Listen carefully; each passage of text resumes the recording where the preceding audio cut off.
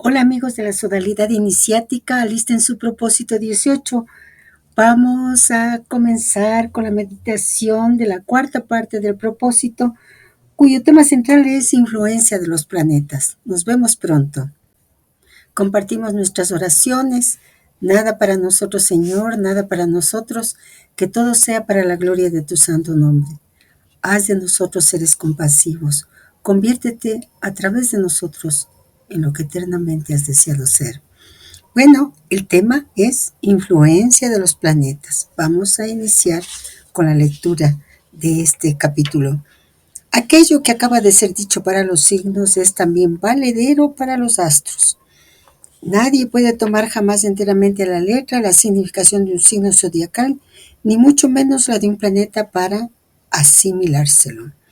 Ser nacido bajo un signo, lo hemos visto, no es más que una base de deducciones, al mismo título que ser gobernado por tal o cual astro. No da sino una apreciación en el método psicológico astral. Ser nacido bajo un signo no define pues sino una pequeña parte de características elementales, como el ser influido por un planeta no ofrece más que una ínfima porción de los aspectos astrológicos que puede jugar sobre el destino de una persona. Cuando se dice que el planeta Marte gobierna el signo de Cordero, Venus el Toro, Mercurio los Gemelos, etc., se trata de la residencia simbólica de esos planetas en los signos, pero sabemos que los planetas giran alrededor del zodiaco y que por ese hecho esas residencias, esos domicilios, no forman parte sino de características que se aplican sobre todo el género del signo. Así Marte se aplica muy bien al carácter general del signo carnero, que predispone a los temperamentos ardientes, insumisos, indomables del signo. Sin embargo, Marte no es en todos los horóscopos colocado en el signo del Cordero, y las características que le son inherentes deben ser mezcladas con aquellas del signo en el cual se encontraba en el momento del nacimiento de la persona. Por ejemplo, Marte en el signo de León y en un tema natal deberá ser encarnado con las cualidades que él representa y unido a las influencias del signo León. Se dirá entonces que el influjo marciano dirigido en el León predispone, por ejemplo, sobre el plano de la salud, a perturbaciones cardíacas. La persona con Marte en el León en el nacimiento tiene generalmente taquicardia. La misma cosa será analizada para todos los otros planetas y luego se encarará las casas para saber el dominio en el cual juega la influencia y, en fin, se calculará los aspectos, ángulos entre los diferentes planetas en juego para definir mejor aún las características y aún las épocas en las cuales las influencias se producen. Queda bien explicado pues que decir solar, lunar, mercuriano, etc. no corresponde sino a muy poca cosa. Se define generalmente a las personas de tal manera, sobreentendiendo el maestro del ascendente de nacimiento. Es decir, un nativo con su ascendente, por ejemplo, en Capricornio, será saturniano, en Sagitario, un jupiteriano. Esa característica juega a menudo sobre la morfología del individuo, que esposará por otro lado también una parte de las características de su signo de nacimiento. Y como es natural, con su temperamento y esas tendencias, su estado de espíritu será empapado sobre todo de disposiciones de los otros planetas. En consecuencia, un hombre nacido cuando el Sol estuviera de paso en el signo de Capricornio, con un ascendente en Escorpión, será de aspecto bastante grande. Capricornio, del género nervioso, Capricornio, inclinado hacia el estudio, siempre Capricornio como símbolo de nacimiento, pero también con la nariz bastante fuerte y la mirada fuerte, signo ascendente en el Escorpión.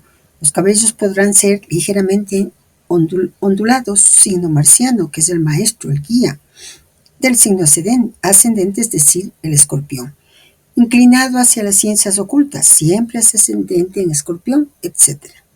Se ve que es imposible definir inmediatamente un carácter, cualquiera sin tener en cuenta varios elementos, ya que será preciso también recordar que si el maestro, el guía del ascendente, es en este caso el planeta Marte, para nuestro ejemplo de un ascendente en Escorpión, este planeta no estará en el Escorpión necesariamente y puede encontrarse en el León o la Virgen, etc.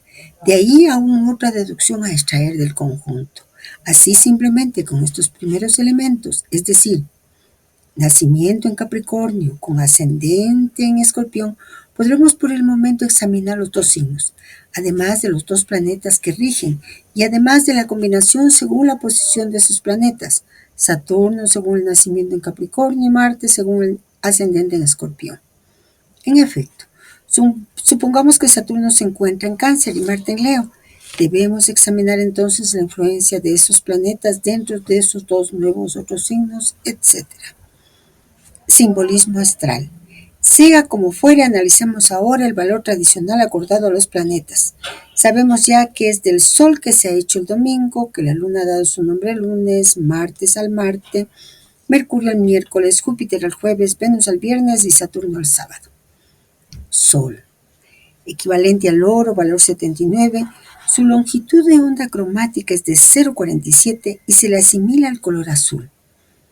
Simboliza la vitalidad y el éxito. En un horóscopo puede representar el padre o también el marido para una mujer, objeto de adoración entre los antiguos e inclusive aún para numerosos contemporáneos. Él era el dios más bello y noble de la mitología.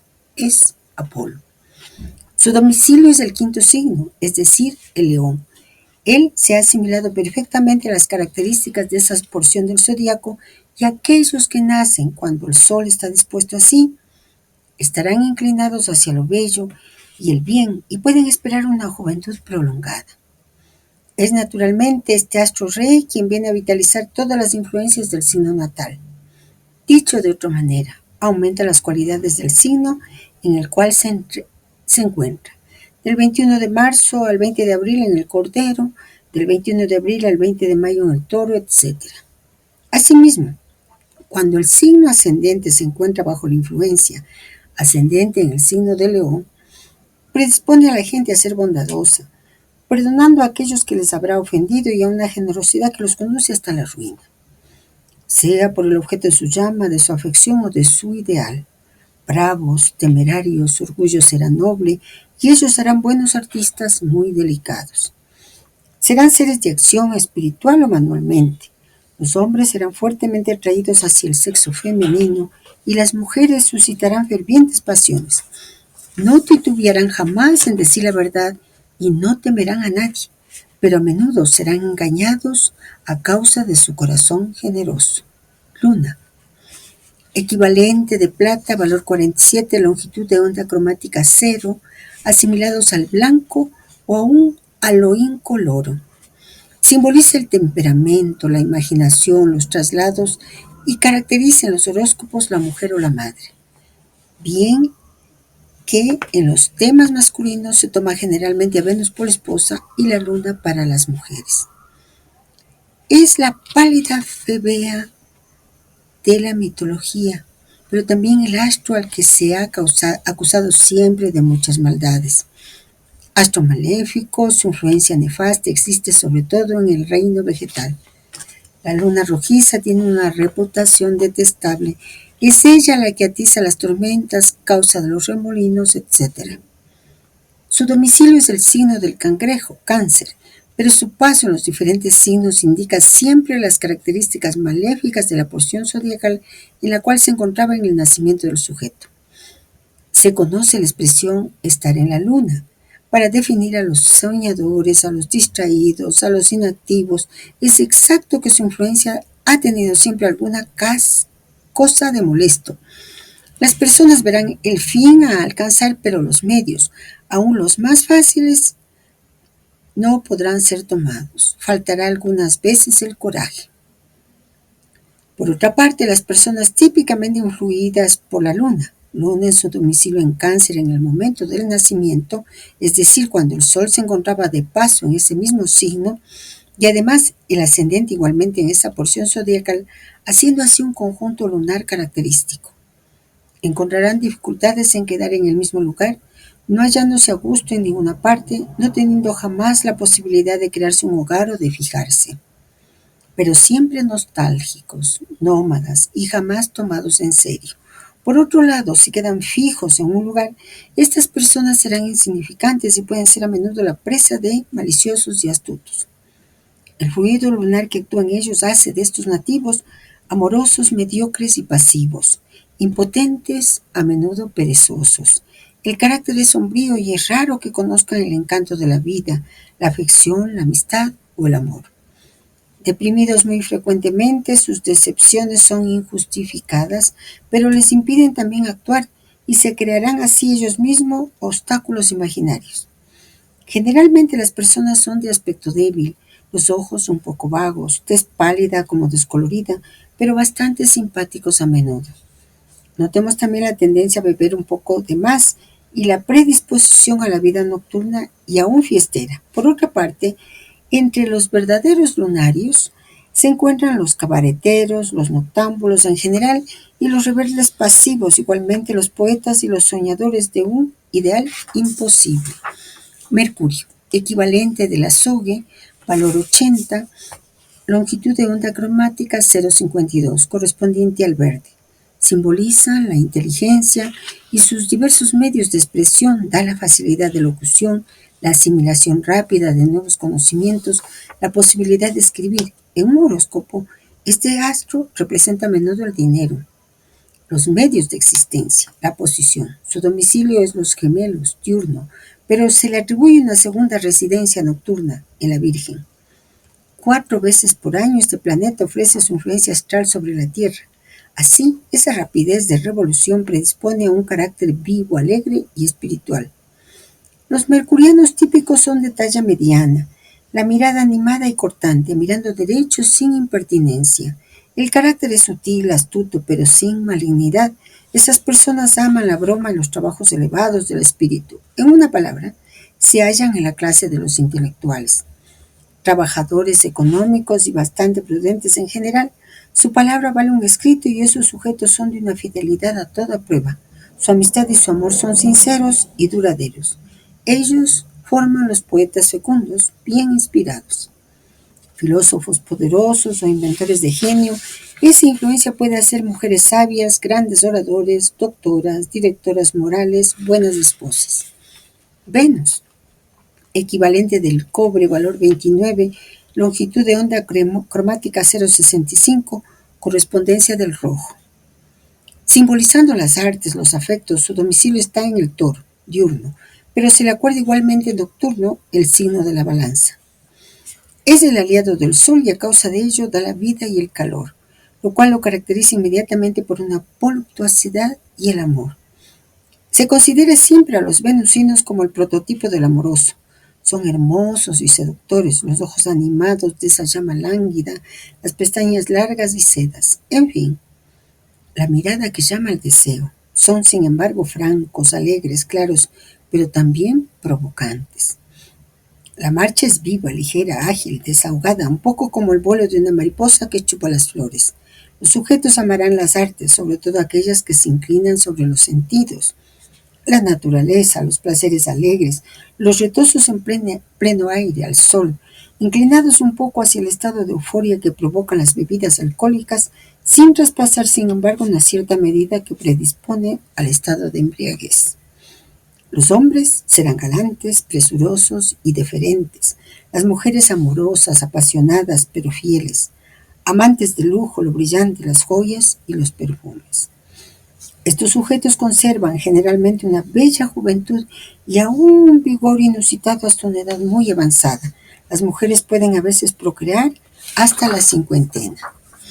Marte, equivalente del hierro, valor 26, longitud de onda cromática 0,60 que corresponde al anaranjado. Simbolizando la energía, la voluntad, pero también los accidentes, su domicilio está en el signo del Cordero.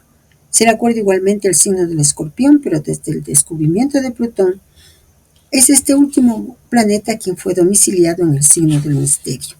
Marte viene a influir más especialmente en nuestra Tierra cada 2 años, da la vuelta al Sol en 687 días.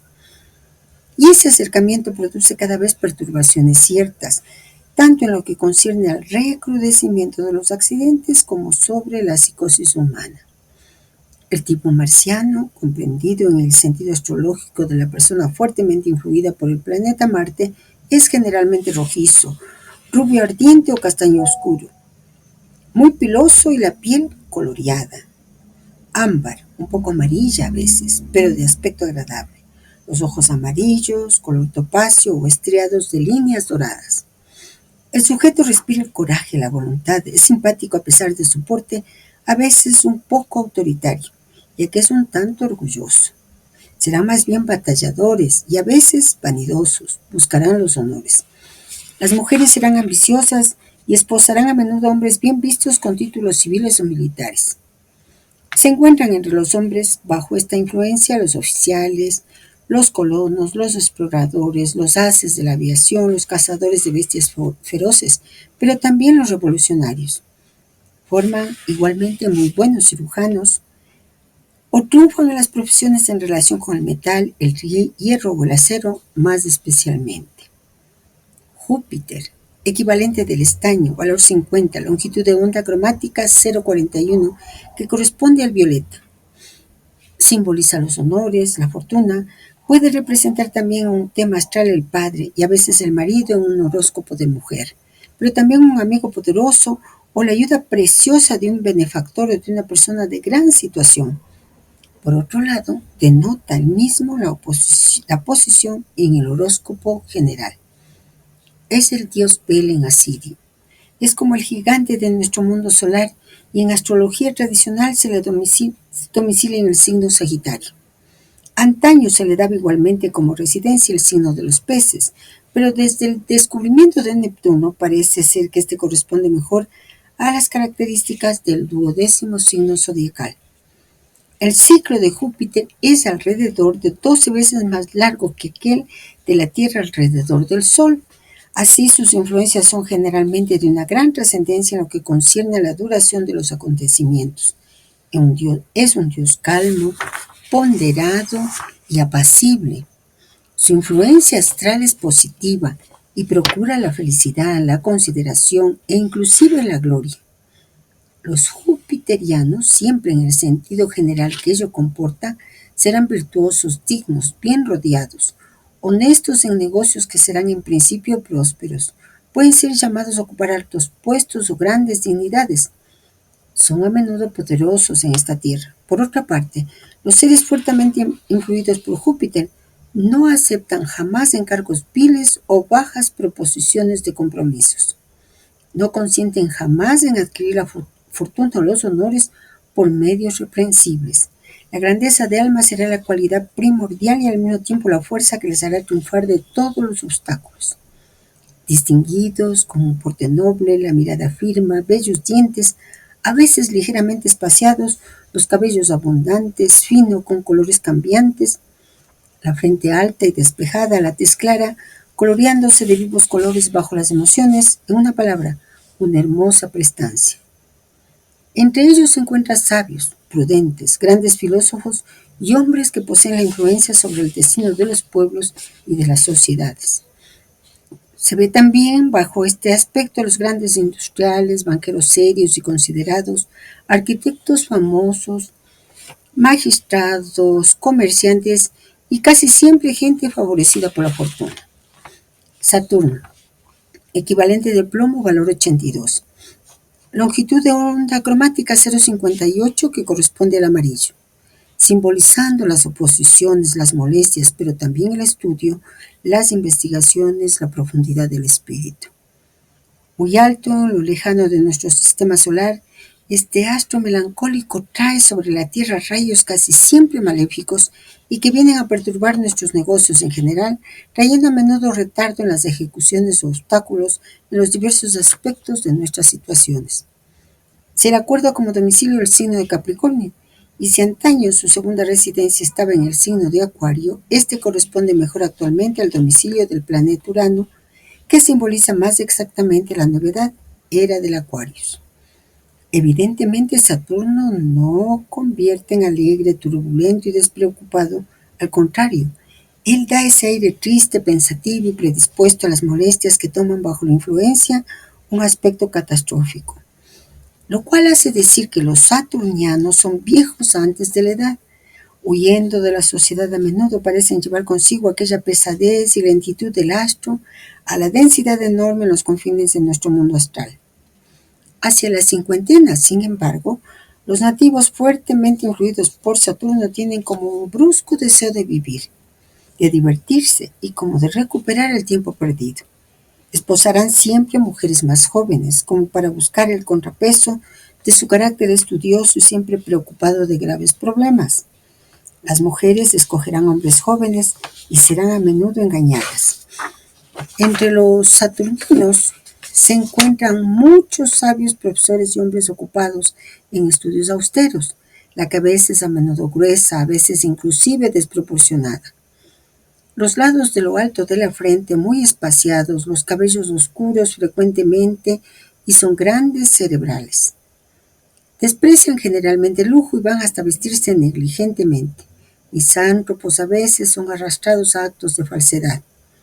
Su carácter meditativo los llevará hacia carreras religiosas o al menos hacia los estudios absorbentes, teología, ocultismo, metafísica, pero también serán a menudo interesados por las civilizaciones antiguas, la arqueología, la astronomía, etc.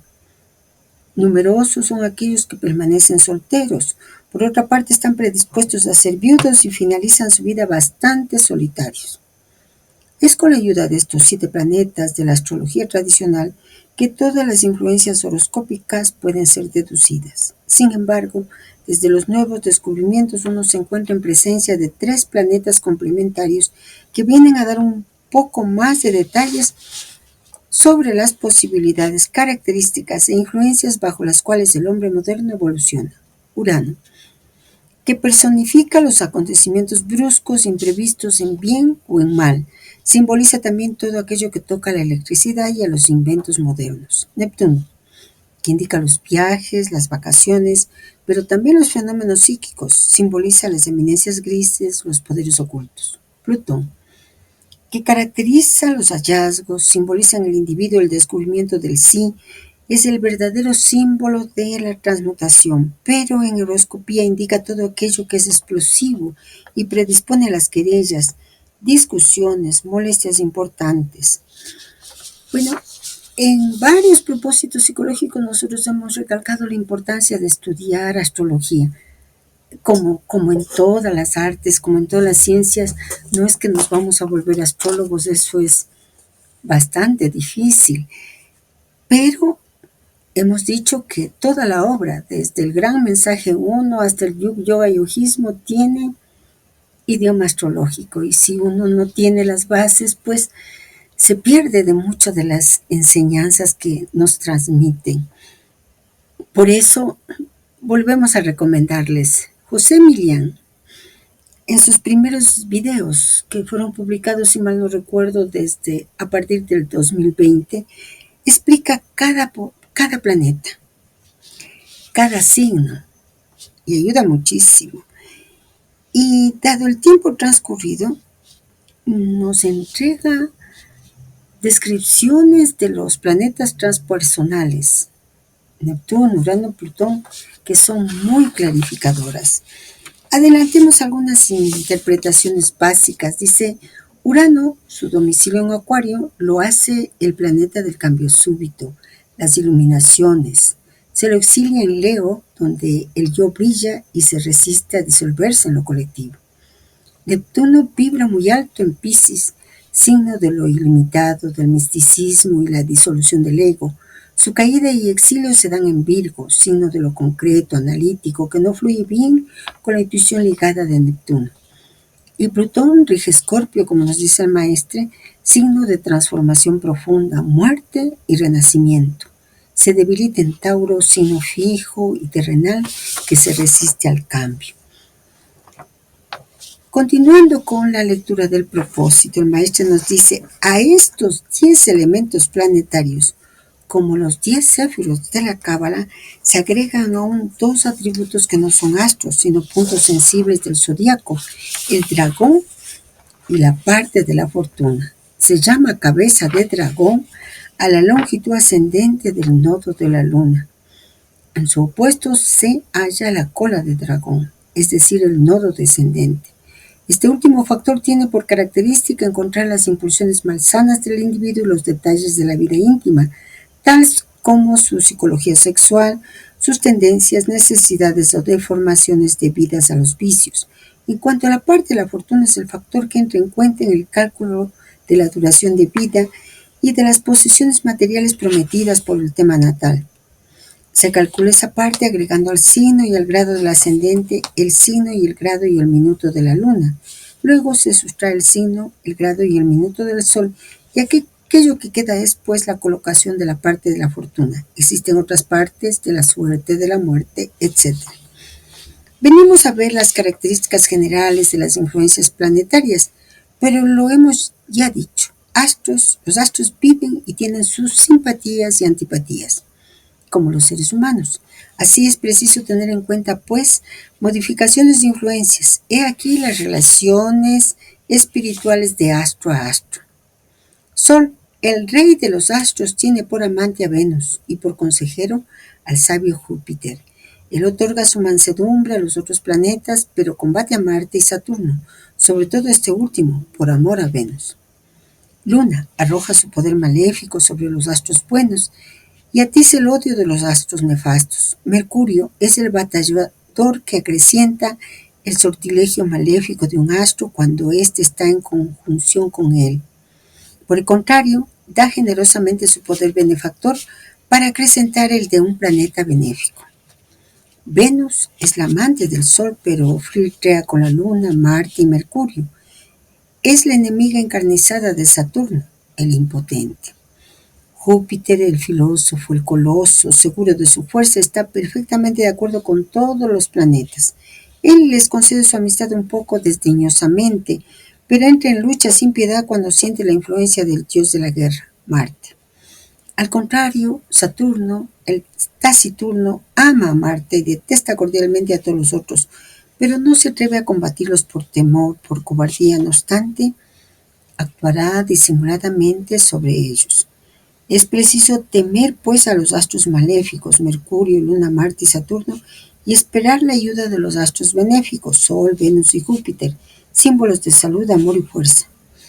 Se dice que el Sol, la Luna y Mercurio son convertibles. La influencia planetaria sobre la concepción se establece como sigue.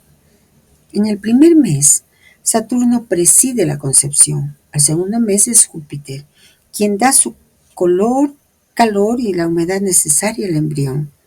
Es aún Júpiter quien rige en el tercer mes para formar el pequeño cuerpo, modelarlo a su gusto. En el cuarto mes, el Sol interviene y da el movimiento de vida al corazón. En cuanto al quinto mes, está bajo el gobierno de Venus, quien modela al sujeto, prepara el rostro, los miembros y da el sexo a la futura criatura. En el sexto mes, Mercurio se aferra a los cabellos, a los ojos, a las uñas y a las cuerdas vocales. El séptimo mes, la luna pula y termina la formación, mientras que Mercurio y Venus ofrecen los elementos de vida, razón de los nacimientos antes del término, puesto que el ser está ya enteramente formado. En fin, en el octavo mes, Saturno tiembla aún el calor, introduce la ponderación en el organismo que debe ver el día muy pronto, y es Júpiter quien al noveno mes vigila los últimos trabajos y va a presidir la llegada al mundo de la nueva criatura. Una vez en vida terrestre, el nuevo individuo va a recibir las influencias nefastas sobre el cuerpo que va a caracterizarse como sigue. Sol, que ataca la vista, la piel, da las fiebres y gasta el corazón. Luna, dispensadora de humores fríos, de dolores, de cansancios, de enflaquecimientos, de enfermedades mentales, de cólicos y males del estómago, hace caer también los cabellos, las cejas y las pestañas. Venus, que da las enfermedades venéreas. Marte, que predispone a las pesadillas, al insomnio, a las fiebres, al paludismo y a la otitis. Júpiter da el vértigo, males de oídos. Saturno actúa sobre el sistema arterial y venoso, predispone a la carie dental, al asma, el enfisema y ataca los pulmones. Mercurio dispensa todos sus pequeños gramos de locura. Vuelve al individuo nervioso, agitado y crea la inquietud, depresiones físicas y morales. Los planetas actúan también sobre los tres reinos, mineral, vegetal y animal. Son representativos como sigue. Luna, las flores, pero sobre todo el mar y las aguas. Representa también los moluscos, los peces, los pájaros nocturnos y los gatos. Sol, los árboles frutales, las cosechas y representa los animales feroces. Mercurio, Las plantas de condimentos representan los animales astutos, tales como la zorra, los monos, y actúan igualmente sobre los pericos y las serpientes. Venus, las flores con olores voluptuosos, representa los gorriones, la paloma y las manadas en general. Continuamos la lectura, esta larga lectura. Marte, las plantas aromáticas, regula también al lobo, al perro, al caballo y además al escorpión. Júpiter, los árboles de esencias resinosas, la viña, el roble. En su imperio se encuentran los animales de caza, el halcón y también los elefantes. Saturno, sobre las plantas que simbolizan o son reconocidas para dar la sabiduría, como la bora, actúa sobre las arañas, el sapo, el murciélago. Resulta pues que una cosecha, un corte de madera, de flores, de frutas, etc., no debe hacerse cuando el objeto se encuentra bajo el imperio del astro que le es maléfico. Para los hombres, la lucha entre los astros o sus afinidades tiene una importancia capital sobre su destino. Muy a menudo 2 o 3 planetas actúan en conjunto, se casan para formar un ramo de cualidades o de defectos que formarán el fondo incierto del alma humana y llegarán aún a caracterizar una raza entera. Por ejemplo, el francés está estrechamente sometido a la influencia de Venus, Mercurio y Marte. Los alemanes sufren la influencia de la Luna y Saturno. Los ingleses los de la Luna, Marte, Saturno y Júpiter. El americano únicamente los de Mercurio, Saturno y Júpiter. El italiano sobre todo la de Venus, pero a veces el Sol y también Saturno. Y el español no obedece más que a Venus y el Sol. En fin, de una manera general se establecen las relaciones de las partes del cuerpo y de las predisposiciones a las enfermedades con los signos del zodiaco como sigue. Trinidad intelectual, Cordero, gobierna la cabeza y predispone a las enfermedades mentales, al agotamiento, a las fiebres. Puede influir también sobre los ojos y el cerebro. Toro, el cuello y la garganta, catarros, gripes, etc. Gemelos, la espalda, el torso, reumatismo y enfermedades de los pulmones. Trinidad maternal, cangrejo, pecho, estómago, resfríos, indigestiones. León, corazón y espalda, fragilidad de esas partes del cuerpo. Virgen, intestinos, infecciones, impotencia, espasmofilia, trinidad de la generación. Balanza, los riñones. Evitar beber, enfermedades de la vejiga. Escorpión, el sexo, sistema generador, enfermedad venérea. Sagitario, muslos, ano, predisposición a los accidentes. Trinidad sirviente, Capricornio, las rodillas, vigilar los nervios. Acuario, piernas, varices, peces, pies, callos, sudaciones, enfermedades extrañas. Se recordará también que los 4 elementos de la física antigua están dispuestos en el zodiaco y su repartición se hace siguiendo un simbolismo muy interesante. El elemento fuego, que caracteriza los proyectos, la energía, la voluntad de acción, está naturalmente colocado en el inicio de la pista zodiacal para caracterizar la primavera, de la cual todo puede renacer después del periodo de invierno. Desde que se establece un proyecto, desde que una idea se pone en práctica, se realiza mentalmente el resultado. Es por ello por lo que se continúa con el elemento tierra, que simboliza la finalidad. En todas las acciones es preciso contar también con la colaboración, la unión de las fuerzas. Ese es el elemento aire, simbolizando los gases que toman simbólicamente la forma de recursos que pueden ser aportados. Y en fin, es preciso pensar también en los obstáculos que pueden producirse y que están caracterizados por el elemento agua. Estos 4 elementos van a tomar sucesivamente su lugar en el zodiaco, reproduciéndose 3 veces, para ser así repartidos en los 12 signos. Por otro lado, en astrología esotérica se dice que esos elementos se representan cada vez sobre una tonalidad superior. Primeramente, ese será el fuego elementario, la tierra elementaria, el aire elementario y el agua elementaria. Hemos ya hablado de esos elementos primordiales en los orígenes y que han dado nacimiento a los 4 elementos que conocemos actualmente. Recordemos al pasar los 4 especies de genios: salamandras para el fuego, gnomos para la tierra, silfos para el aire y ondinas rigiendo el agua.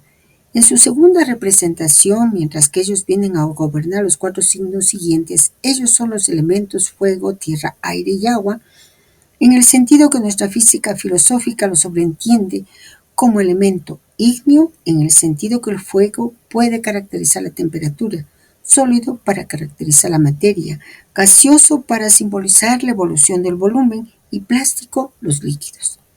Se comprenderá inmediatamente que se trata entonces de la temperatura en el interior de los planetas, de lo cual los volcanes son las manifestaciones de la solidez, de los esqueletos de los animales o de la armadura rocosa de la Tierra. Se trata del oxígeno almacenado en los pulmones, como de la atmósfera que rodea a los astros y, en fin, del líquido sanguíneo como de los océanos y de los ríos. En fin, la tercera representación de ese cuaternario de elementos en el zodiaco se sobreentiende como el fuego oculto Agni, la tierra, elemento de base, por ejemplo, los chakras o los séfirots, el aire en esa octava superior, es el éter, el prana, y el agua, elemento plástico, kundalini. Esotéricamente se relacionan muy bien esos elementos al conjunto del mecanismo evolutivo. Con el fuego como espíritu, la tierra como materia del cuerpo físico, el aire como alma, sustrato del plano mental, y el agua como materia plástica o cordón astral o plano mental inferior.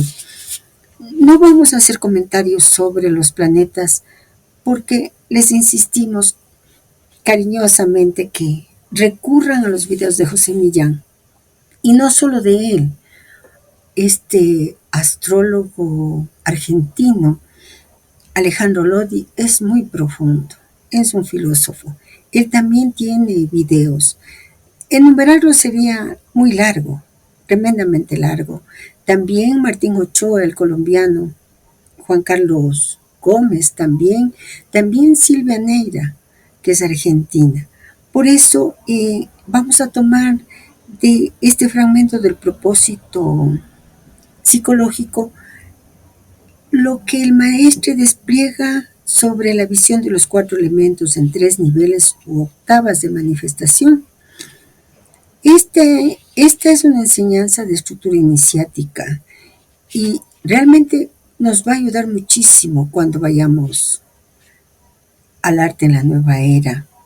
Para comprender esto es necesario ir paso a paso, siguiendo las leyes internas que lo rigen con ayuda de la astrología esotérica que ha inventado el maestre, la ayuda de la alquimia y la metafísica tradicional, Genón, Platón, los Vedas, el hermetismo, etc. Vayamos juntos. El maestre nos habla de 3 niveles de manifestación de los 4 elementos. Esto responde a una ley de correspondencia triple o ley ternaria que estructura muchos sistemas esotéricos: cuerpo, alma, espíritu, acción, emoción, pensamiento, mundo físico, psíquico, espiritual, etc. Primera octava, los elementos elementarios. Esta es la más baja, relacionada con el mundo de la naturaleza visible, pero ya en un plano sutil. Aquí se nombran las entidades elementales de la tradición alquímica. Estas entidades rigen los reinos elementarios invisibles, es decir, las fuerzas vivas detrás de la naturaleza. En el mandeísmo, por ejemplo, podríamos ver algo análogo en los guardianes de los reinos del alma durante su ascensión. Ley aplicada aquí. Todo ser natural tiene un alma invisible que lo anima. Esta es la ley del alma del mundo o anima mundi. Segunda octava, los elementos como estados de la materia. Aquí el maestro eleva el análisis desde lo invisible animado a lo científico filosófico y nos ofrece una clave alquímica física. La ley aplicada aquí, lo que es arriba es como lo que es abajo. La materia visible es una cristalización de procesos invisibles. Esto responde también a las 4 cualidades antiguas: calor, frío, sequedad, humedad, y a la relación con los humores vitales de la medicina tradicional. Tercera octava, los elementos como arquetipos espirituales. Aquí entramos en el plano esotérico y trascendente, donde los elementos ya no son entidades animadas, primer nivel, ni estados físicos, segunda octava, sino potencias universales que rigen el proceso de la realización espiritual. La ley aplicada aquí, los 4 elementos son principios universales, no sustancias materiales. Es la ley de las correspondencias arquetípicas donde cada elemento revela su rostro oculto. El maestro nos plantea un sistema de integración evolutiva. Propone una visión evolutiva y ascendente de los elementos que podría representarse así: espíritu, Agni, Prajna, genios elementales, chakras, séfirots, estados de la materia, mundo físico, manifestación de lo visible. Y si vamos de abajo hacia arriba, mundo físico, estados de la materia, genios elementales, espíritu. De esta forma, los elementos no son cosas, sino grados de ser. Y la gran ley que los rige es la ley de la transmutación por la conciencia. Lo que está en un plano inferior puede ser elevado, sublimado, redimido. Digamos una nota final simbólica. Esta triple octava corresponde también a los tres mundos. El mundo inferior, Malkut, materia, naturaleza, tamas. Y en la alquimia interior del ser humano, esto corresponde al cuerpo, elementos como estados físicos. En el mundo medio, Yesod, alma, alquimia, rajas.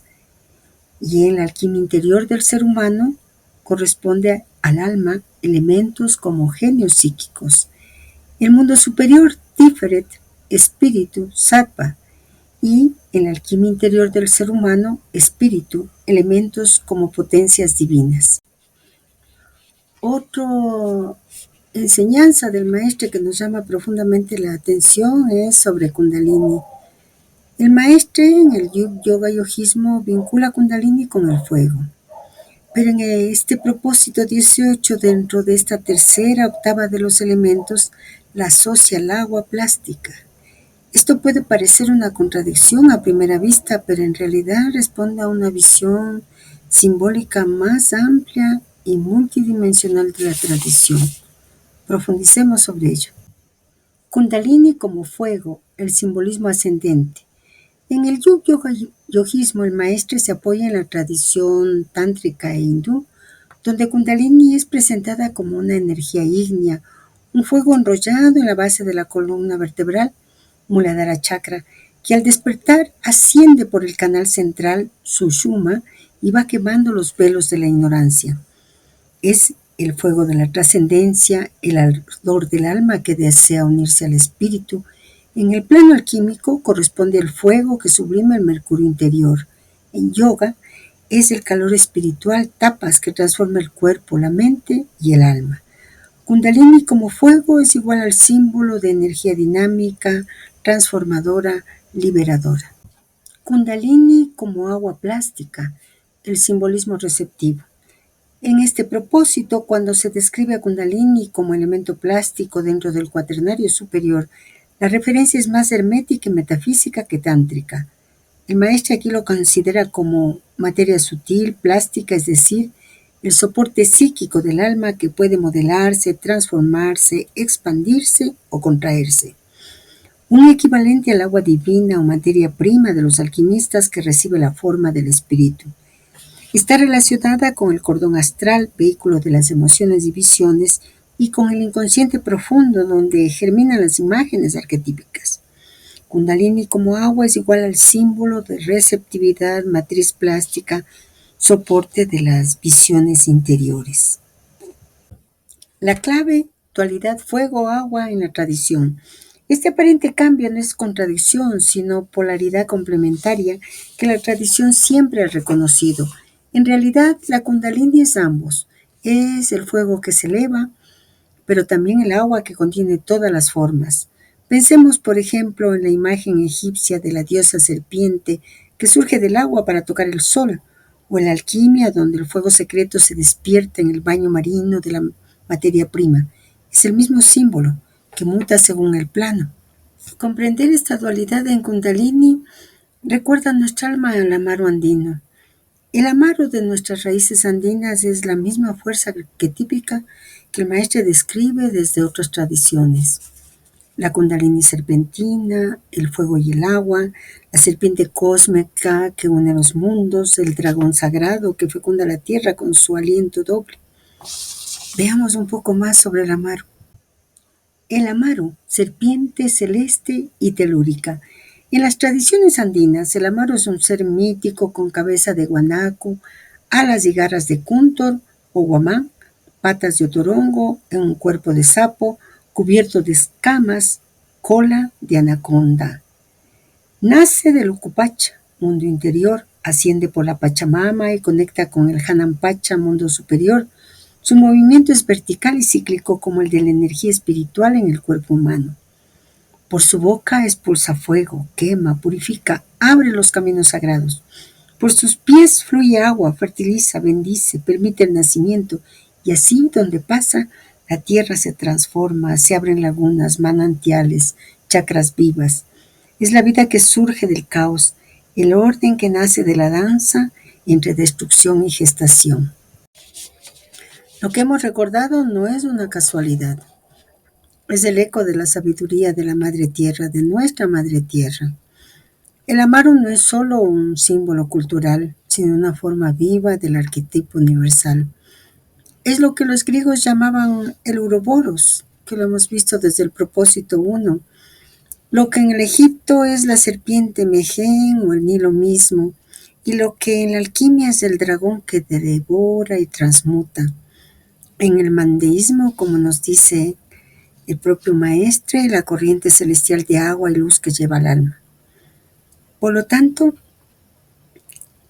esa kundalini andina que bota fuego por la boca, que despeja el canal, y agua por los pies, que da luz a la creación, bueno, pues implica que es la montaña, el río, la fuente, y que realmente cuando él actúa, la vida despierta. Surge en el alma otra pregunta. ¿Por qué se habla de octavas? La noción de octavas no es solo musical, lo vamos a necesitar en el arte en la nueva era, cierto, pero acá también, porque es una clave simbólica, cósmica y operativa que atraviesa toda la estructura del universo y del ser humano. Escuchemos. ¿Qué es una octava? Una octava es un ciclo completo de manifestación, transformación o elevación que atraviesa 7 pasos o niveles y culmina en un octavo que es al mismo tiempo el cierre de un ciclo y la entrada a una escala superior. Viene de la música, do, re, mi, fa, sol, la, si, do. Pero en el esoterismo, la alquimia cosmológica y mística, la octava tiene un alcance mucho mayor. ¿Qué simboliza? Primero, la ley de 7. Según Gurdjieff y muchas doctrinas esotéricas, herméticas, hindúes, pitagóricas, sufíes, todo lo que existe se desarrolla por pasos discontinuos, es decir, la energía no fluye de forma recta, sino que hay 2 puntos críticos de desvío, donde se necesita un impulso adicional para que el proceso continúe elevándose. Esto es lo que se ve en la escala musical. Entre mi, fa y si, do, hay semitonos, es decir, interrupciones naturales. Allí hay que intervenir conscientemente si queremos que la vibración no se detenga ni decaiga. La octava como escalera de ascensión. Cada octava simboliza un ciclo evolutivo. En el cosmos, una octava puede ser un plano del ser o una fase de la creación. En el alma, una octava puede ser un ciclo iniciático, una etapa de conciencia. En el cuerpo, una octava puede estar ligada a los chakras, los colores, los sonidos, los órganos y los elementos. Cuando el maestre en este propósito habla que los elementos tienen una octava superior, está diciendo lo que tú conoces como fuego, tierra, aire o agua tiene una forma más sutil, más real, que corresponde a un plano más alto de existencia. Ejemplo, los 3 octavos de los elementos según el maestre. Tenemos el primero, el elemental, mítico, fuego, salamandras, tierra, gnomos, aire, silfos, agua, ondinas. El segundo, física, científica, fuego, temperatura, tierra, sólido, aire, gaseoso, agua, líquido. Y el tercer nivel, esotérico, oculto, Agni, espíritu, En tierra, base, chakra, céfira; en aire, éter, prana, mente superior; y en agua, kundalini, materia sutil, alma inferior. Cada vez el mismo arquetipo sube una octava más, es decir, vibra más alto, actúa con más conciencia, se acerca más a su prototipo divino. Y bueno, para nosotros, ¿por qué es importante darnos cuenta de esto? Porque nosotros, como cada uno, como ser humano, somos una octava en movimiento. Tenemos en nosotros una base densa, el cuerpo físico; un alma que vibra, que siente emociones, pensamientos; y un espíritu que nos llama desde lo alto. La meta del camino sería entonces pasar de una octava a otra, elevando nuestro fuego, nuestra agua, nuestro aire y nuestra tierra hacia su forma más pura. En resumen, nosotros podríamos decir que las octavas simbolizan ciclos de ascenso espiritual. Cada elemento puede vivirse en 3 o más octavas: elemental, físico y oculto. Y la octava superior es importante que logremos comprender, logremos hacer esta idea. No niega la inferior, la eleva como una gota que asciende a la nube.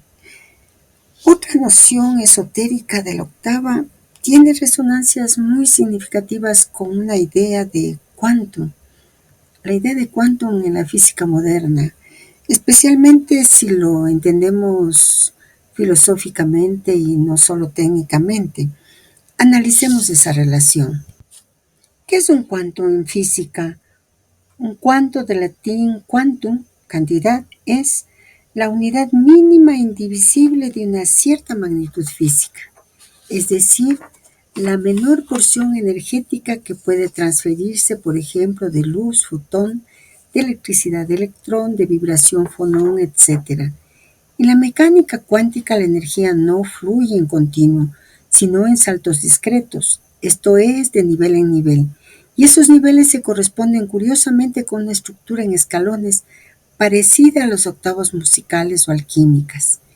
¿Cómo se relaciona con la octava? Tanto la octava como el quantum implican una estructura vibratoria del universo. Ambas realidades nos enseñan que el mundo no es continuo ni uniforme, sino que se compone de saltos, de umbrales, de umbral de luz y energía que deben ser cruzados. Les cuento un chisme. Al alma le llamó la atención aquello de las octavas y asoció con el quantum por lo que se aprendió en el colegio hace tantos años, en el siglo pasado lejano.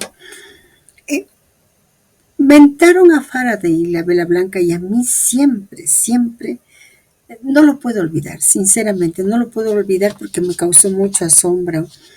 Faraday, obviamente ahora con una lectura como la nuestra, pues realmente nos entrega una enseñanza muy profunda y simbólica.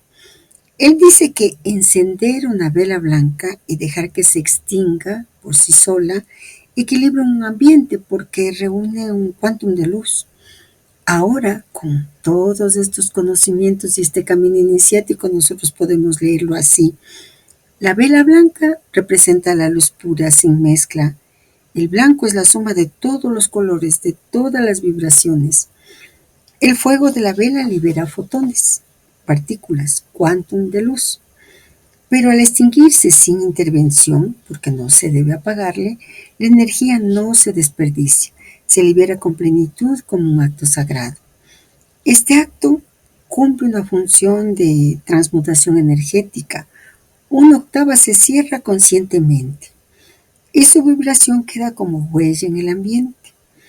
En términos esotéricos, nosotros podríamos decir, esa vela no solo emite luz visible, sino que libera un quantum vibratorio que restablece el equilibrio en el campo sutil del lugar, como si se cerrara una octava en armonía. Entonces, ¿son equivalentes? ¿Qué es la pregunta? Ustedes saben la importancia en nuestro camino de las preguntas. Y la física nos diría, no son idénticos, pero si homologamos en su nivel de simbolismo, el quantum es una unidad de vibración en el plano físico y la octava es una unidad de ascenso en el plano espiritual. Ambos nos hablan del universo como energía organizada en ritmos, niveles y saltos. Por lo tanto, unir ciencia y espiritualidad no es loco. En el maestre, en el arte, en la nueva era, el maestre nos plantea algo que es muy importante. Él nos dice que la era de Acuario traerá la unión de ciencia y religión. Parece ser que estamos practicando eso al unir el quantum con la octava. Estamos reconociendo que todo acto de transformación, incluso físico, requiere conciencia, ritmo y respeto por el paso sagrado de un nivel a otro. Porque una chispa de luz, cuando se extingue con conciencia, ilumina desde lo invisible. Volvamos al propósito. Por último, si esos 4 elementos se presentan 3 veces en el zodiaco, otro atributo ternario esta vez viene a representarse 4 veces. Se trata de aquello que se llama las casas angulares fijas y cadentes. En los 4 ángulos del zodiaco, leí mal esta parte. Debo decir, se llama las casas angulares, las unas, fijas y cadentes. Son 3 tipos de casas. En los 4 ángulos del zodiaco angulares están los signos Cordero, Cangrejo, Balanza y Capricornio. Los signos que los preceden, cadentes, son los Gemelos, Virgen, Sagitario y Peces, mientras que los 4 signos llamados fijos son aquellos que forman la Gran Cruz y son representados siempre como los símbolos herméticos en todas las civilizaciones: Toro, León, Escorpión y Acuario. Ya sean la esfinge de Egipto con cuerpo de toro, la cola y las patas de león, la cabeza humana el acuario y las alas simbólicas escorpión águila, o en la representación de los 4 evangelistas: San Lucas con un toro, San Marcos con un león, San Mateo con un ángel, el acuario y San Juan con un águila. Hacen concordar siempre el axioma antiguo: saber, acuario; querer, toro; osar, león; callarse, escorpión. Se puede aún relacionar este cuaternario con las 4 estaciones, las 4 razas, los 4 atributos de la magia, los 4 modos de escritura, etc., ya mencionados en nuestras obras precedentes. Es a señalar, confrontando las figuras que representan los elementos, un triángulo punto arriba, ya lo sabemos, ¿verdad? Solo es cuestión de recordar: fuego. Un triángulo punto abajo, agua. Un triángulo punto arriba con una barra horizontal, tierra. Los triángulos fuego, agua por una parte y los triángulos aire, tierra por otra forman un hexagrama, estrella con 6 ramas, y dispuesto así en el zodiaco tendremos 2 estrellas de Salomón. Los signos 2, 6 y 10 sirven de apoyo al triángulo tierra. Esas son las residencias llamadas terrestres. Los signos 1, 5 y 9, representativos del elemento fuego, son llamados casas ígneas. Los signos 3, 7 y 11 engastan el triángulo aire y son llamados las casas aéreas.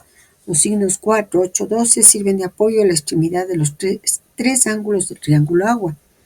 Se les llama residencias acuáticas. Cada elemento engloba 3 signos. Esa es la clasificación milenaria de ese cuaternario de los elementos por 4 triplicidades. Y antes de continuar con la lectura de esta parte, es necesario que insistamos: tenemos que aprender las bases de la astrología, porque esto que acaba de decir el maestro es fundamental para el próximo propósito psicológico. Y para toda la obra, está atravesado con idioma astrológico, y terminología astrológica, si así se quiere inventar. Continuemos con la lectura luego del cuadro. Hemos mencionado ya el paso aparente del Sol en los signos.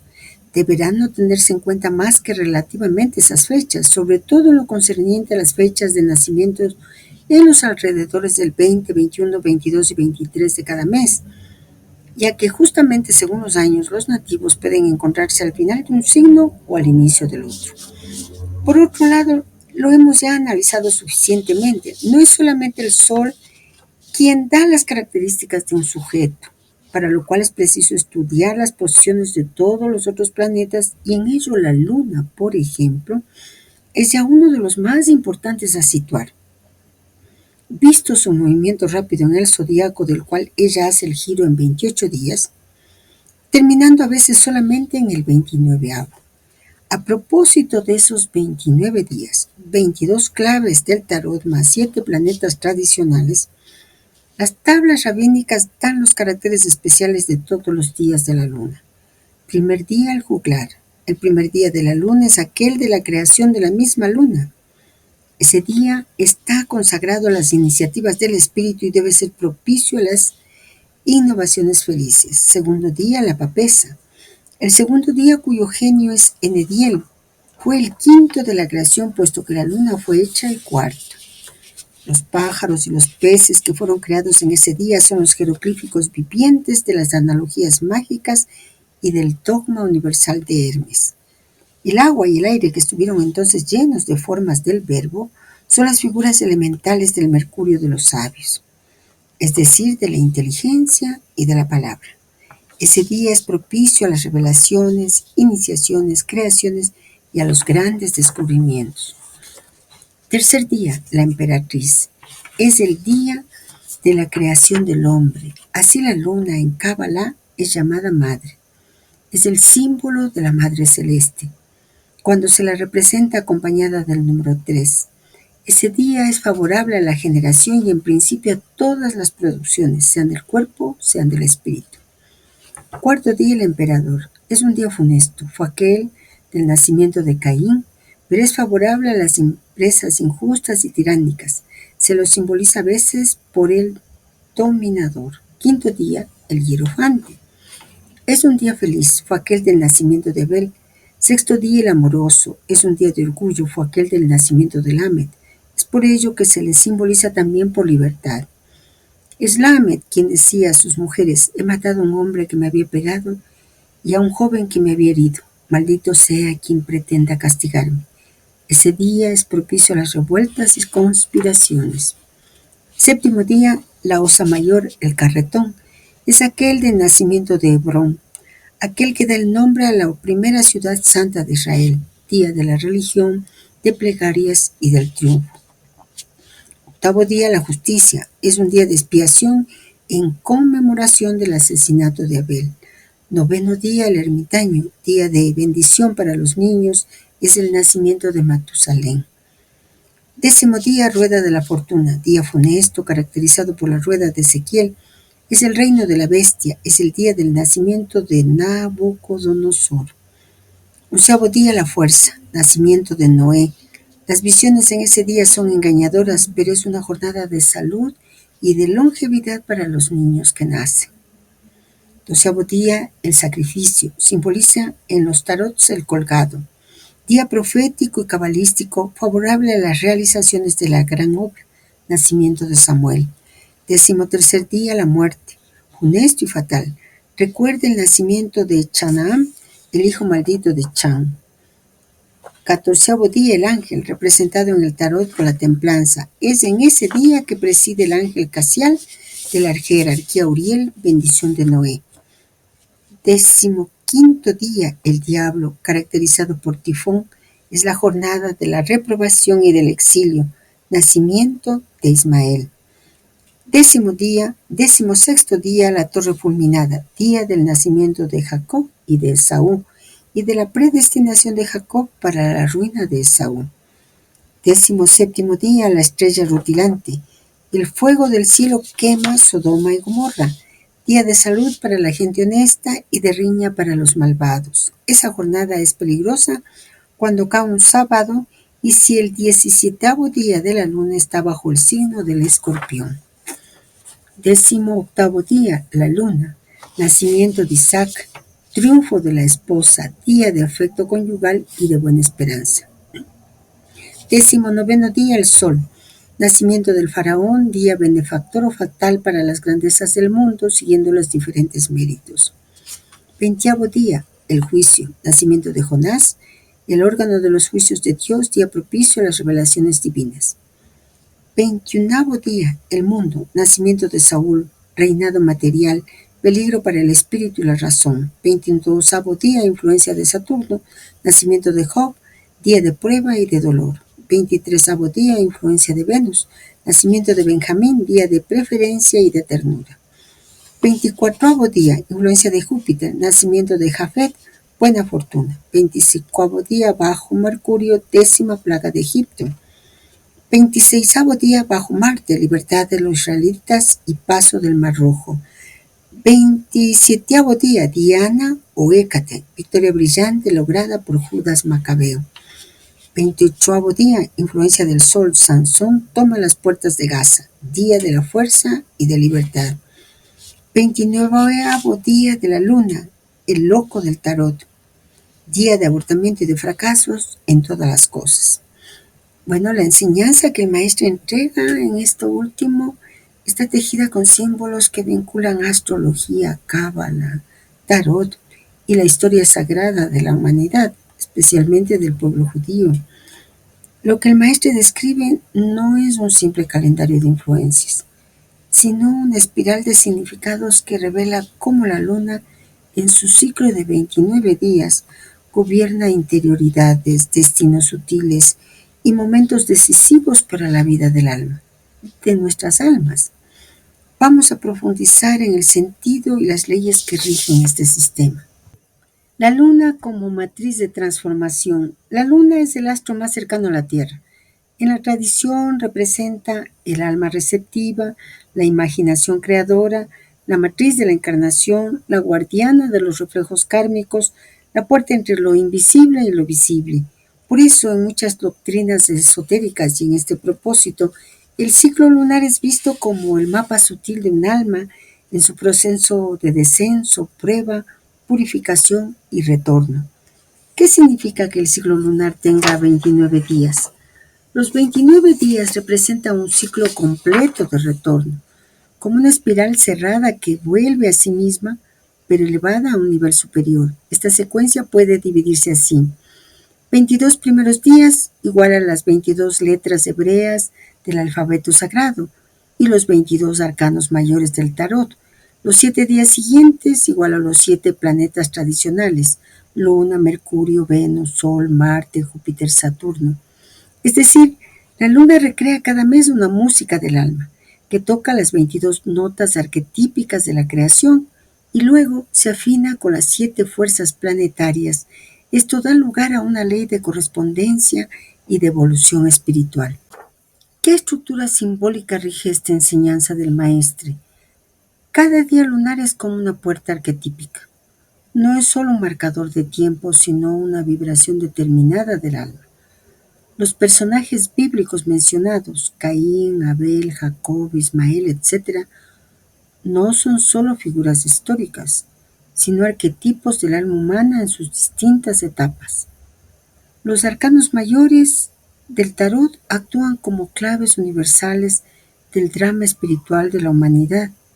El maestre asocia cada día lunar a un arcano, hasta el 22, como dijimos antes, luego a los planetas, desde el día 23 al 28, y el último día, 29, al arcano 0, el loco, símbolo del caos, el error, la disolución. Y la pregunta clave: ¿cómo usar esta enseñanza? Se puede meditar cada día del mes lunar como un camino iniciático condensado en 29 etapas, un mapa del alma en sus pruebas y revelaciones, y, lo que es más importante, una forma de sincronizarse con las influencias cósmicas. Comprender el sentido de las tablas rabínicas en este contexto exige entrar en un mundo simbólico donde la astrología, la cábala y la numerología sagrada se entrelazan. No se trata de tablas científicas ni meramente astrológicas en el sentido moderno, sino de estructuras simbólicas que los sabios judíos, los cabalistas y rabinos, los místicos, usaban para conectar el calendario lunar con los misterios del alma, el tarot y los nombres divinos. Al decir que las tablas rabínicas dan los caracteres especiales de cada día de la luna, el maestro nos invita a ver el tiempo no como algo lineal, sino como una sinfonía de vibraciones espirituales donde cada día aporta una nota distinta del gran canto de la creación. Otra enseñanza respecto al ciclo de la luna, que sabemos que es aproximadamente de 29,5 días, y el calendario tradicional hebreo y otros calendarios lunares lo ajustan mediante meses de 29 días o 30 días alternados. En la visión espiritual del tiempo, la pregunta que surge es: ¿qué significa que el día 29 solo aparece en ciertos ciclos? Aquí entra en juego algo muy profundo.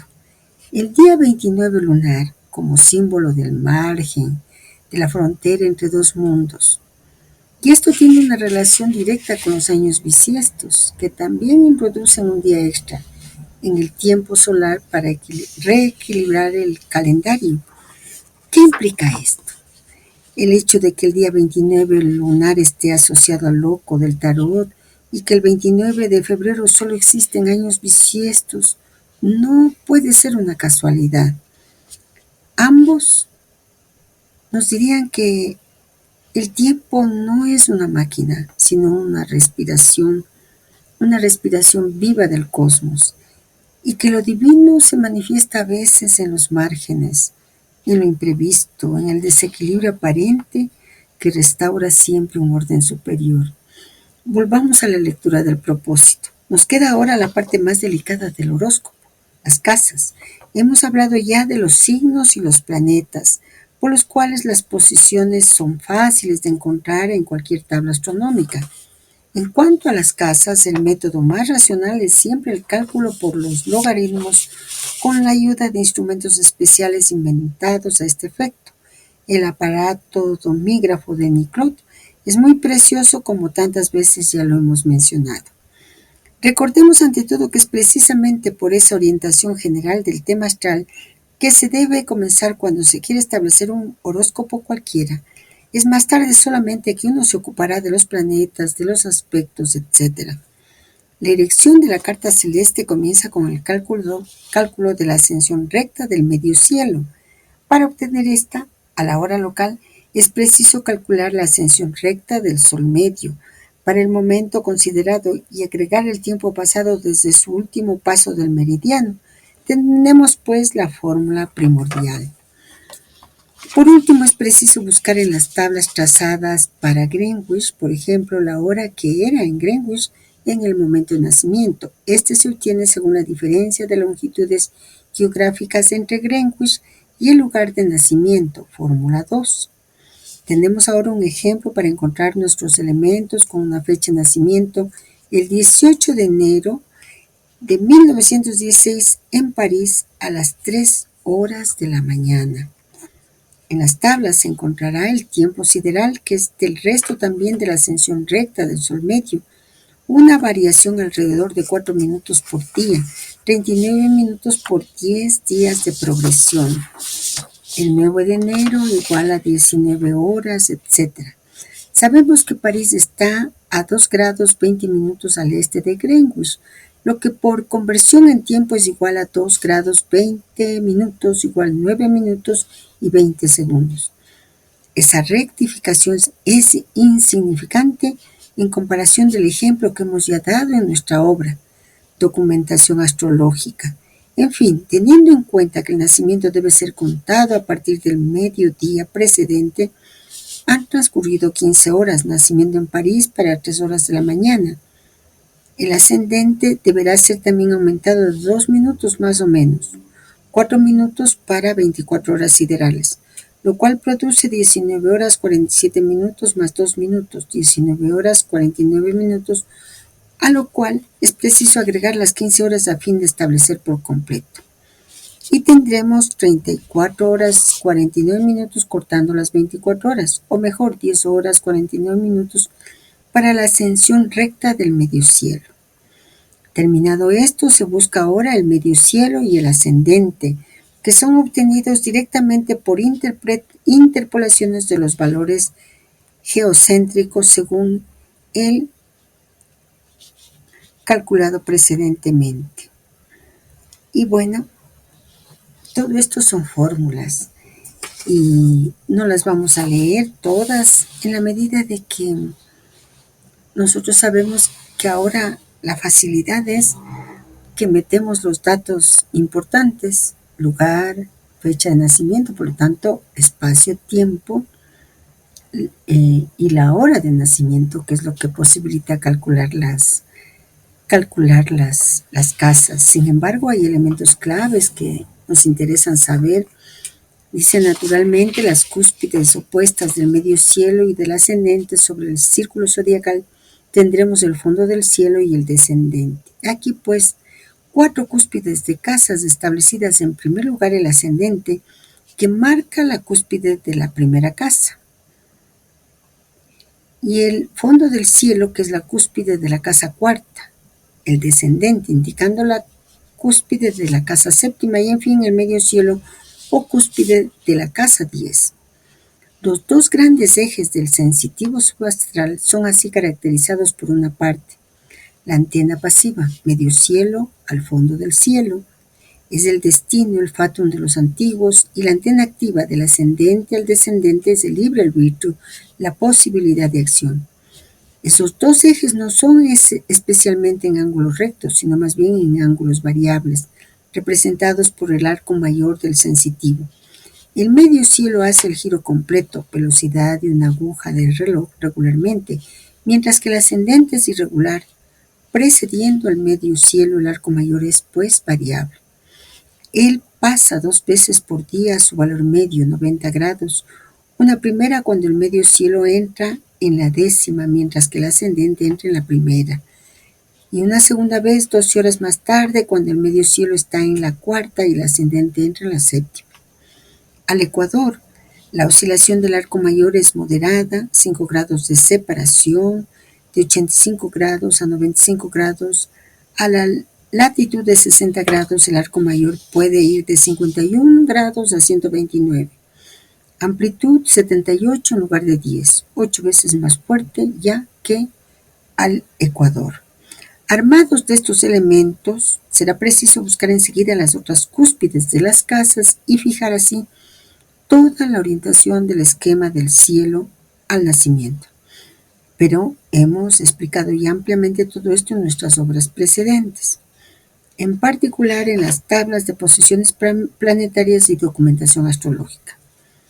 Una vez establecidas las 12 cúspides de casas, tenemos de una parte el zodiaco con sus elementos, fuego, tierra, aire, agua, que se repiten a lo largo de los 12 signos en 3 ocasiones, y de otra parte el sensitivo con sus funciones, repitiéndose igualmente 3 veces por un mismo cuaternario. Casa 1, dinamismo evolutivo. Casa 2, fin, resultado. Casa 3, concursos. Casa 4, los obstáculos. Y así continuando con casa quinta, dinamismo evolutivo. Casa sexta, fin, resultado, etcétera, etcétera. El simbolismo es el mismo para el macrocosmos, zodiaco, imitador de influjo, y el microcosmos, sensitivo, receptor de influencias. Los planetas sufren variaciones de influencias a lo largo de su giro de pista. Es así como es preciso tener en cuenta y de su paso en el zodiaco con su longitud en los signos y de su paso en el sensitivo subastral con su tránsito en las casas.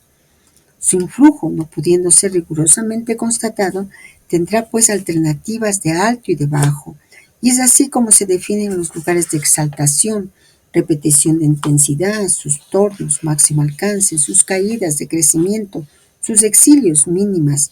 Hemos dado ya esos cuadros de dignidades y de debilidades siempre en las obras precedentemente citadas. Bueno, antes de ir al significado de las casas, logremos la comprensión de algunos elementos que cita el maestre. Las casas, los cuaternarios y la relación macrocosmo, casas, microcosmo. Para nuestra comprensión general, el maestre nos habla aquí de la relación entre el zodiaco como emisor, macrocosmos, el sensitivo como receptor, microcosmos. Las casas como expresión de funciones del alma en evolución, los planetas como moduladores que viajan por ambas dimensiones, signos y casas.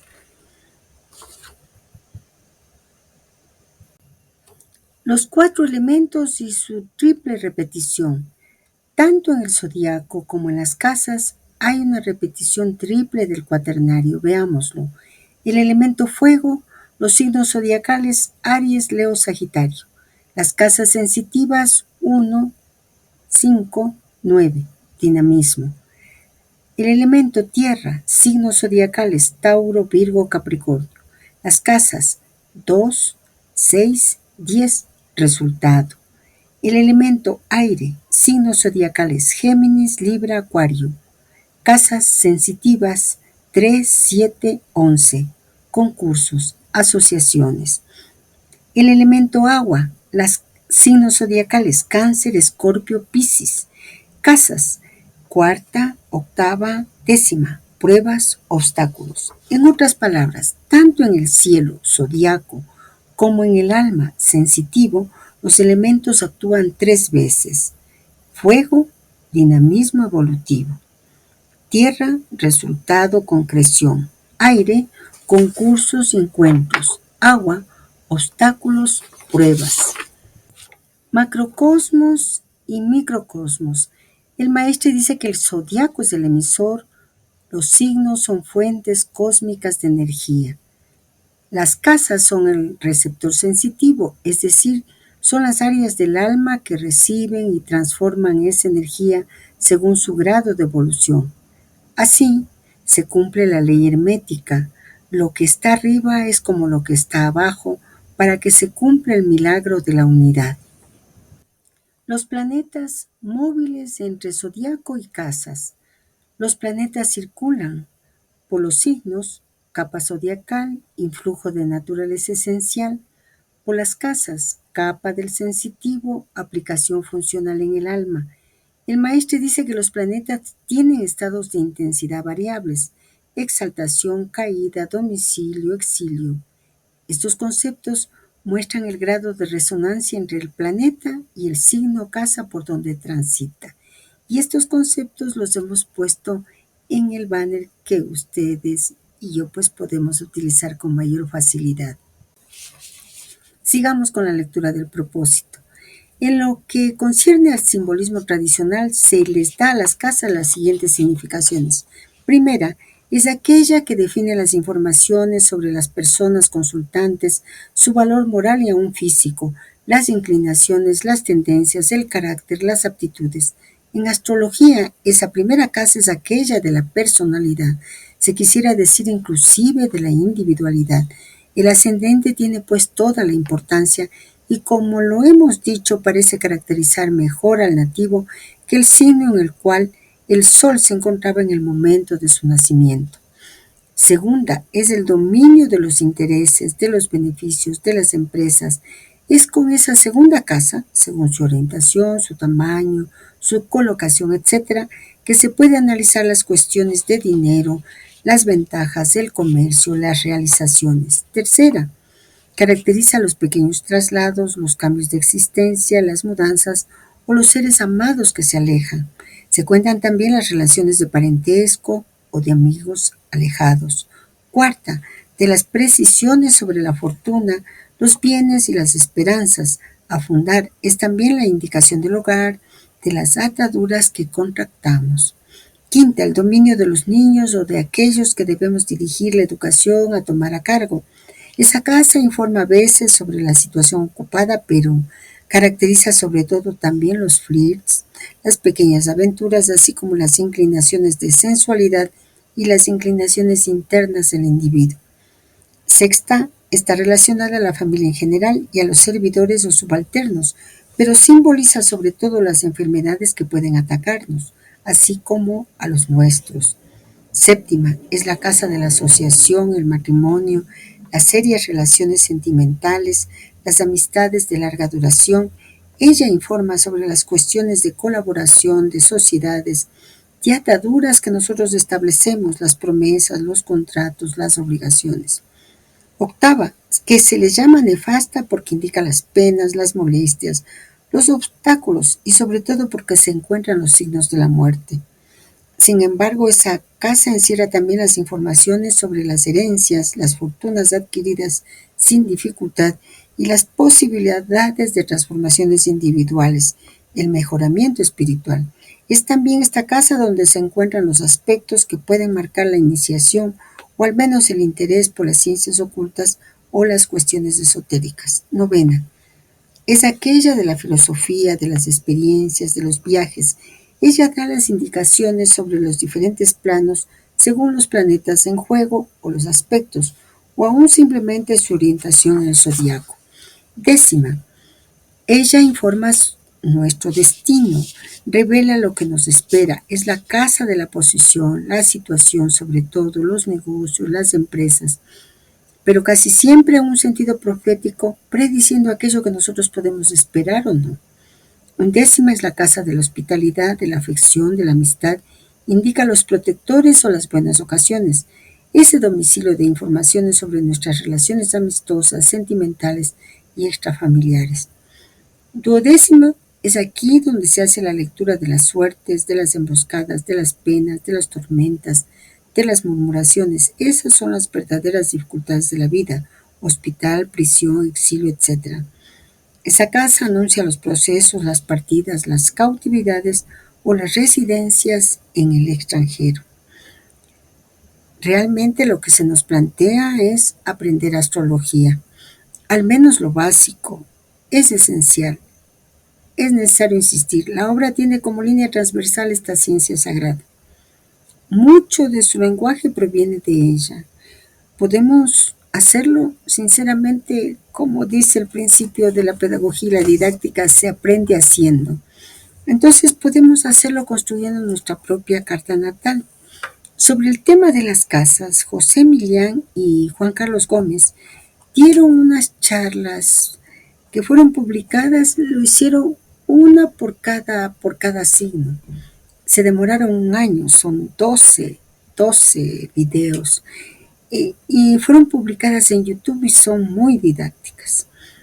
Vean ustedes que empezaron por la casa 1, por supuesto, y cuando ingresó Aries, pues entre el 20 y 21 de marzo de ese año que hicieron, y publicaron hasta la casa 12.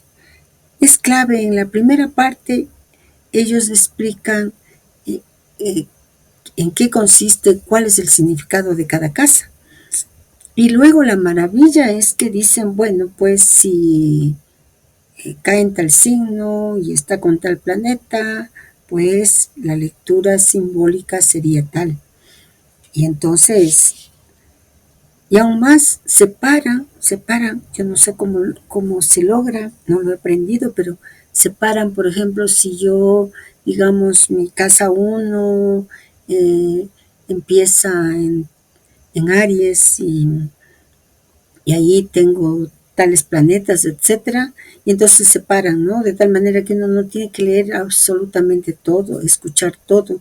Uno puede escuchar la primera parte, que esa sí es la general, porque explica el significado de la casa, pero luego puede ir en función de que ya ha sacado su carta natal. Ahora es tan fácil, ya solo nos piden esos datos esenciales, nuestro nombre, lugar y fecha de nacimiento y hora de nacimiento, porque con la hora es el cálculo de las casas, y entonces podemos ir exactamente a la información que compete a nuestra carta natal y así construir nuestra carta natal.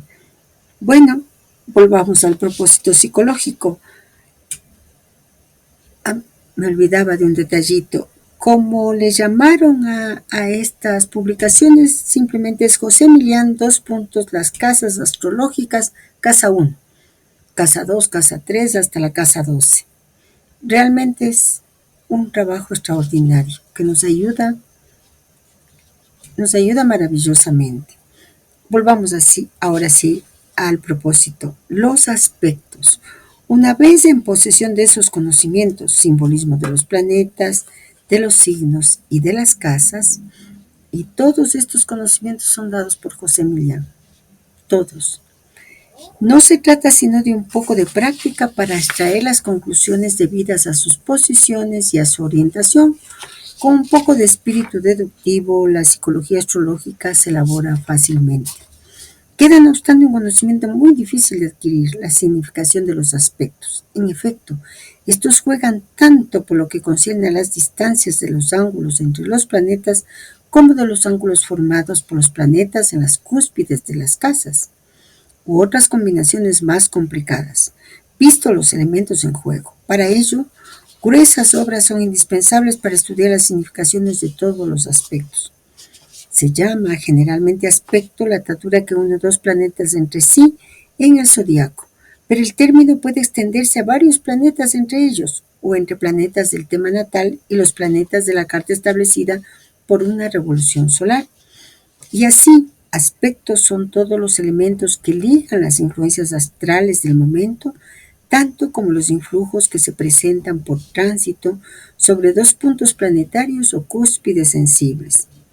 Se necesitarían numerosos volúmenes para dar la interpretación de cada uno de esos aspectos. Entre los aspectos mayores, la conjunción, cuando dos o varios planetas se encuentran sobre la misma longitud. El sextil, que representa un ángulo de 60 grados. La cuadratura, cuando hay 90 grados de separación entre dos astros. El trígono, cuando hay 120 grados. Y la oposición, cuando dos o varios planetas se encuentran distantes, 180 grados. Entre los aspectos menores, el semisextil, 30 grados. La semicuadratura, 45 grados. El sesquicuadrado, 135 grados. Y el quincuncio, 150 grados. Se dice que dos planetas están en paralelo cuando están del mismo lado del ecuador y tienen la misma declinación. Se acuerda al máximo una órbita de 1 grado. Los aspectos sextil y el trígono hacen resaltar el mejor lado de los astros. Los otros dos aspectos llamados mayores, cuadratura y oposición, indican que los planetas expresan su influencia lo más disonante. En general, la conjunción de dos astros o varios maléficos es nociva, Marte, Saturno, Urano, Neptuno, pero la conjunción es feliz cuando se trata de planetas benéficos, Sol, Venus, Júpiter. La conjunción entre benéfica y maléfica no es armoniosa. Cuando, por ejemplo, la Luna y Mercurio están en conjunción, el efecto depende de los planetas que los acompañan. En general, se cuenta con aspectos benéficos en el orden de intensidad: el trígono, el sextil, la conjunción, el paralelo, el semisextil y el quincuncio. Los aspectos llamados maléficos en el orden de fuerza son la cuadratura, la semicuadratura, la oposición y el sesquicuadrado. Se llama aspecto partir cuando él coloca 1 grado cerca plástico cuando está en la órbita. En Casimia, 17 grados del Sol, se dice que es combusto cuando está en la órbita del Sol, y Syzygies cuando se trata de conjunciones y oposiciones. Los aspectos mayores son contados con una tolerancia de 4 a 5 grados. Los aspectos menores con una tolerancia de 3 grados al máximo. Y los aspectos pequeños, semiquintil, quintil, biquintil, a 1 grado cerca. No obstante, es preciso contar aún las órbitas en las cuales los planetas pueden comenzar o terminar su influencia, con zonas muy variables. Ver el cuadro. Y hay que leer ese cuadro, ¿verdad? He aquí con los primeros elementos técnicos de nuestras obras, tablas de posiciones planetarias, documentación astrológica, agrupados en esos folleticos, los rudimentos primordiales del simbolismo astral. Y así termina el maestro este propósito psicológico. Pero nosotros sí podemos hacer una síntesis, porque es cierto, aquello de los aspectos es, como él mismo señala, la parte más difícil. Yo al menos no he logrado comprenderlos en su conjunto, pues de una manera general.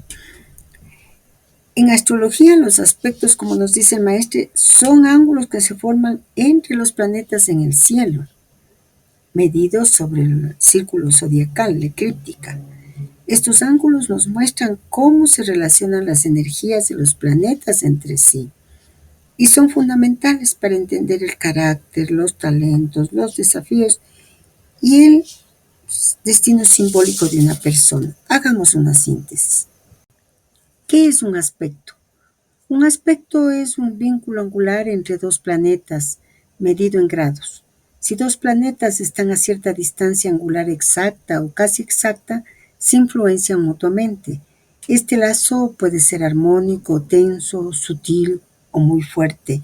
Hemos elaborado dos tablas para que podamos tener una idea más sencilla de este elemento fundamental en la lectura astrológica. La clasificación de los aspectos astrológicos, la primera tabla que hemos elaborado son los aspectos mayores, que son los más influyentes, tienen un impacto muy visible en la carta natal. Luego tenemos otra tablita sobre los aspectos menores. Tienen influencia sutil, pero importante. Exigen una atención refinada. Algo que nosotros debemos darnos cuenta es que el maestro tiene una sensibilidad alquímica, lo podríamos llamar, que le lleva a valorar estos aspectos no solo por su fuerza técnica, sino por su resonancia vibratoria en la evolución del alma. El maestro parece buscar algo más profundo que una lectura técnica de los aspectos. Tal vez está interesado en el modo en que los aspectos reflejan tensiones, dones y reconciliaciones del alma. Por eso da importancia al quincuncio, 150 grados, tan desvalorizado a veces porque simboliza precisamente el proceso de transmutación y ajuste químico entre fuerzas disonantes. Bueno, así terminamos la meditación del propósito 18. Pero amigos queridos, va a haber una quinta parte, porque hay un elemento clave que no podemos dejarlo pasar por alto. Ahí vamos a contar los detalles que el mismo maestro señala en este propósito 18. Mientras tanto, pues, un abrazo enorme y nos vemos dentro de poco.